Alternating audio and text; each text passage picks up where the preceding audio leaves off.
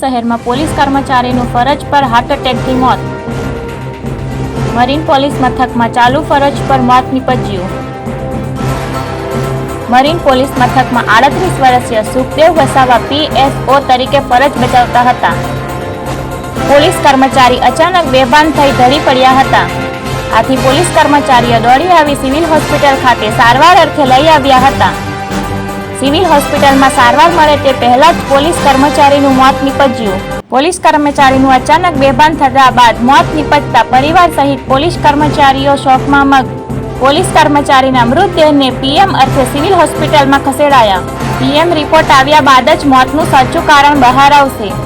હાલ મરીન પોલીસે ગુનો નોંધી કાર્યવાહી હાથ ધરી. પોલીસ કર્મચારી સુખદેવ સોમાભાઈ વસાવા પીપલોદ પોલીસ લાઇનમાં પરિવાર સાથે રહેતા હતા. હિતેશ પ્રજાપતિ, દ્રષ્ટિકોણ ન્યૂઝ, સુરત.